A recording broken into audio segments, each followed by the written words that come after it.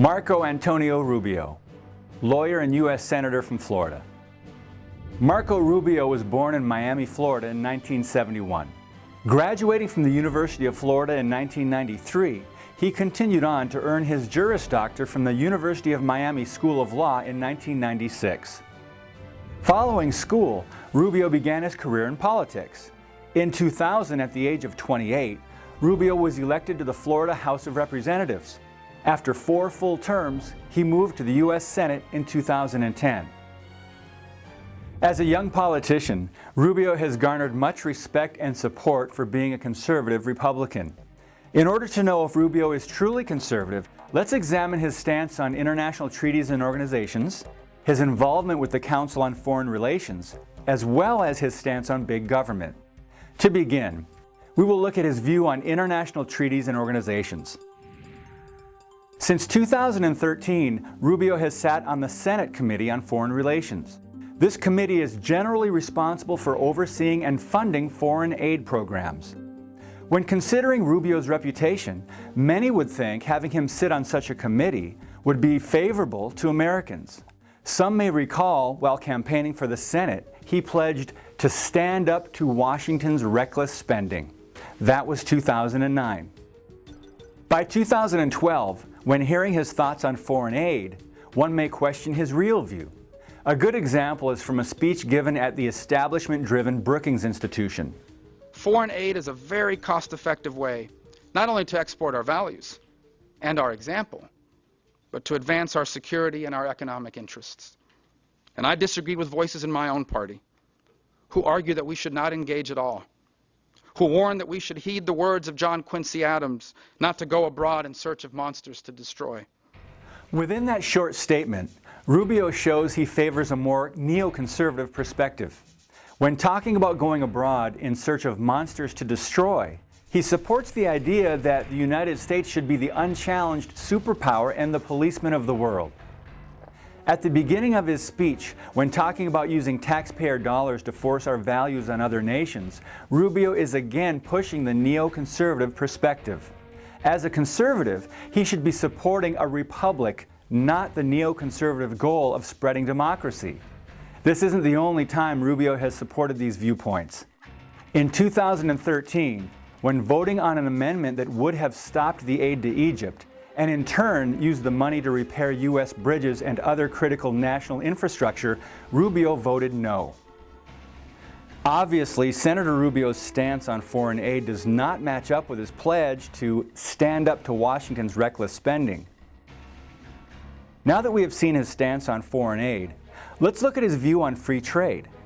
We've already established that neocons are in favor of free trade, and according to Senator Rubio's own website, so is he. His voting record proves this. In 2011, Rubio voted in favor of an amendment to reinstitute Trade Promotion Authority, also known as Fast Track. This vote was significant because Rubio supported giving the president authority to negotiate trade deals instead of Congress. Simply put, Rubio gave power to one individual while limiting Congress's ability to do its rightful job.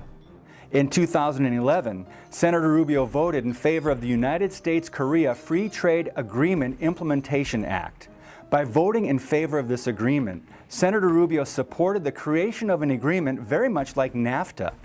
If history repeats itself, it will only lead to larger trade deficits, continued job loss, and more.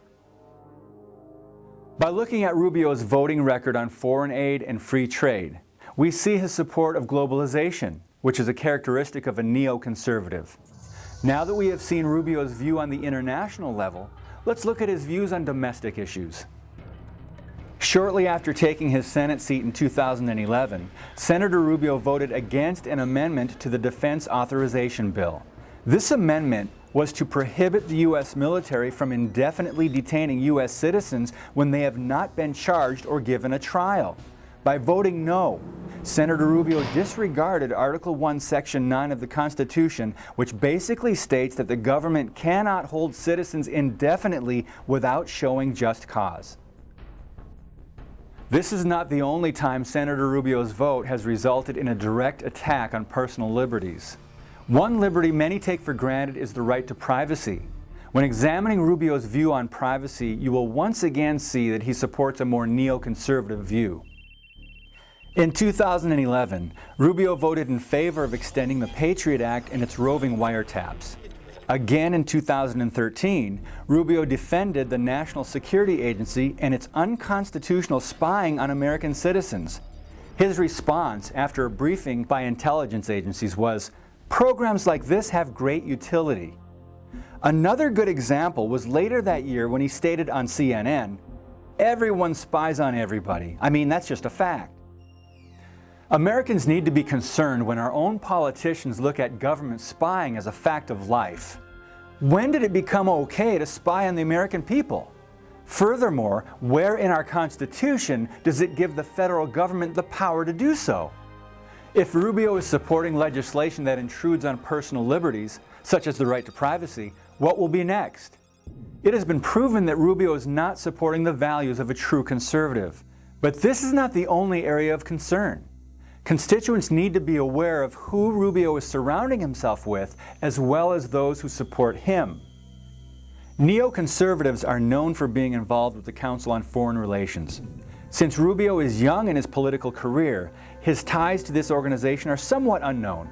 However, in 2010, while campaigning for Senate, Rubio received an endorsement from prominent CFR member and former Vice President Dick Cheney.